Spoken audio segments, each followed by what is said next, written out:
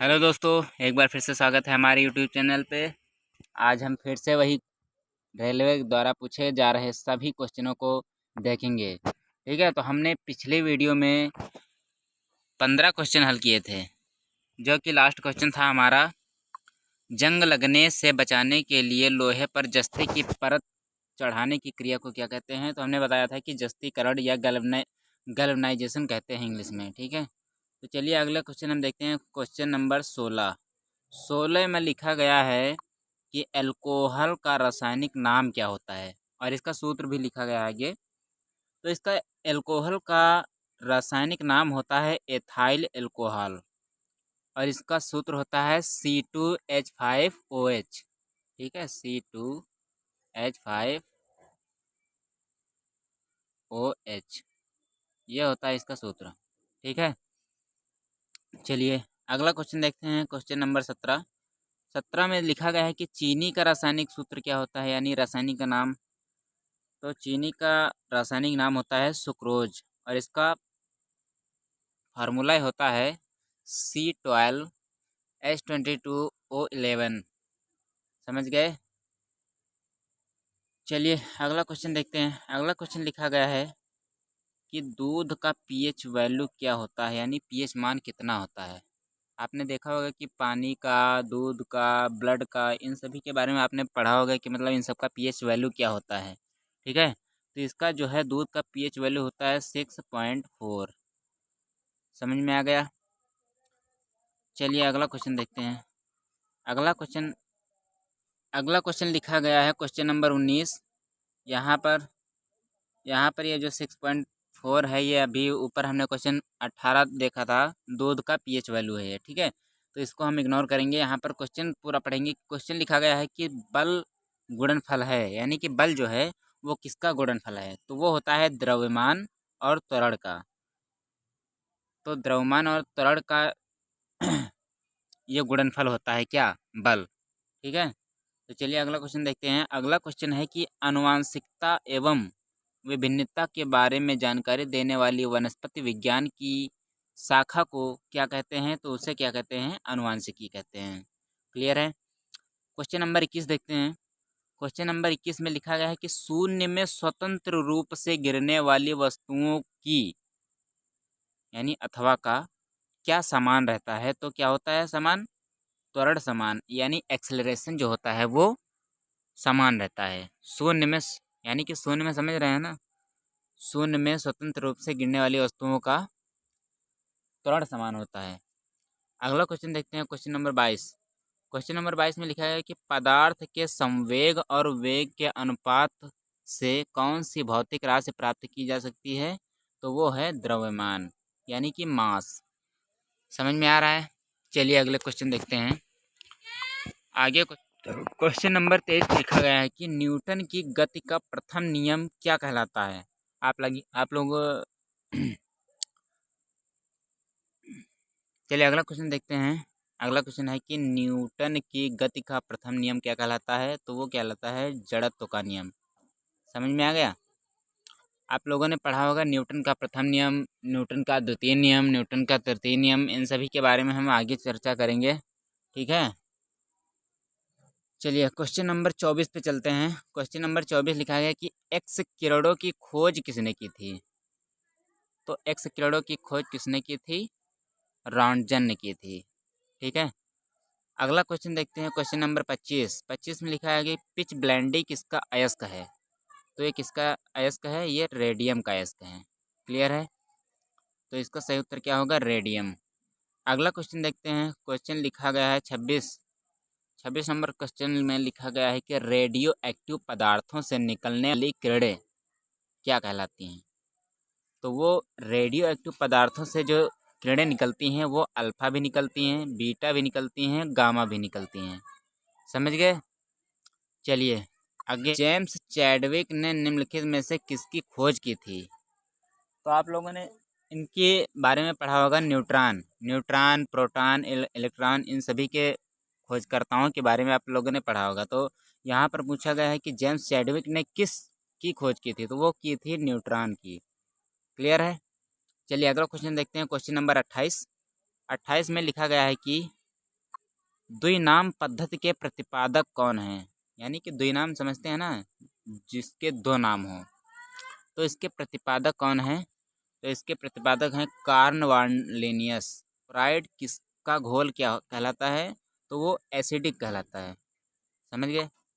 चलिए आगे question number 30 देखते हैं। 30 में लिखा गया है कि शीतलीकरण में निम्नलिखित में से कौन सा तत्व ऑक्साइड है? ठीक है, उसको सही करेंगे।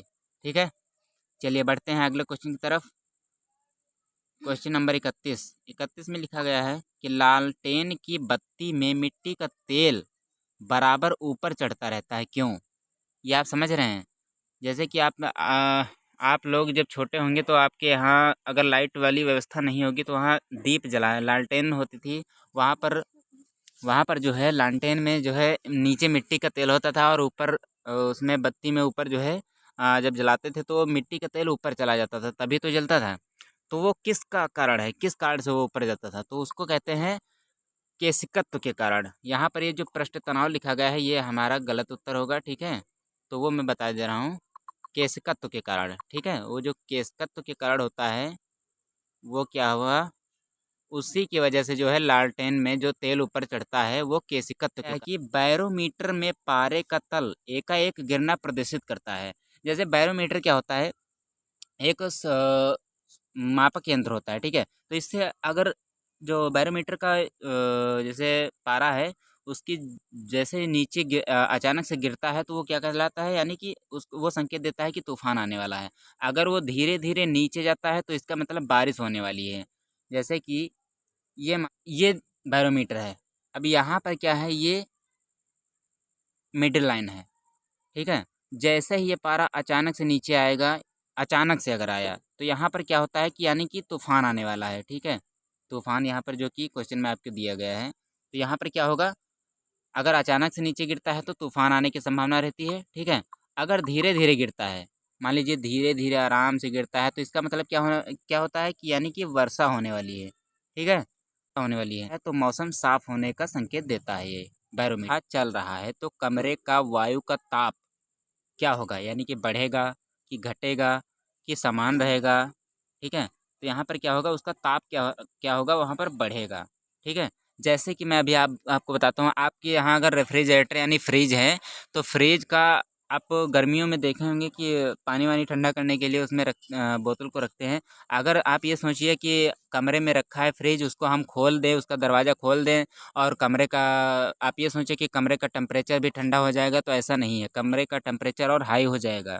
ठीक है, यानी कि कमरा बहुत गर्म हो जाएगा।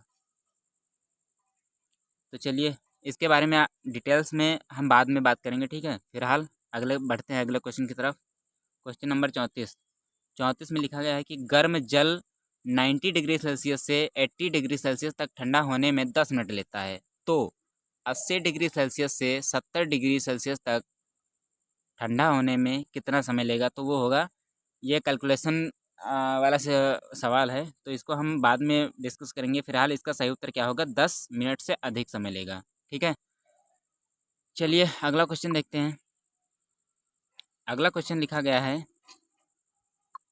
कि निम्नलिखित में से कौन एक यौगिक है?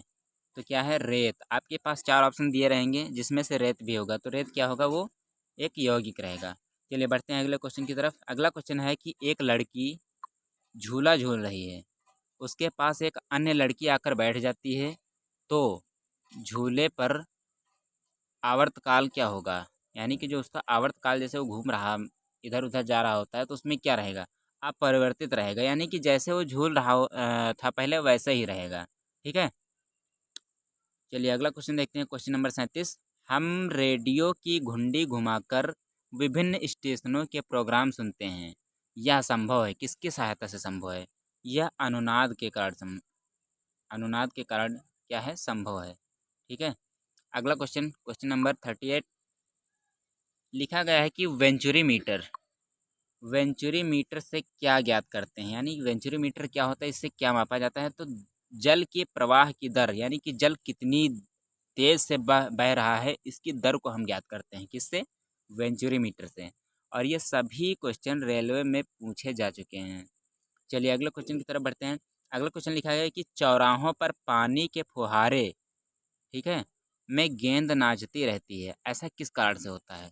क्योंकि क्या होता है, वहाँ पर वहाँ पर क्या होता है, पानी का वेग अधिक होने से दाब घट जाता है। इस वजह से क्या होता है, चौराहा पर जो पानी के फव्वारे में गेंद नाचती रहती है वो इसी के कारण होती है। क्लियर है?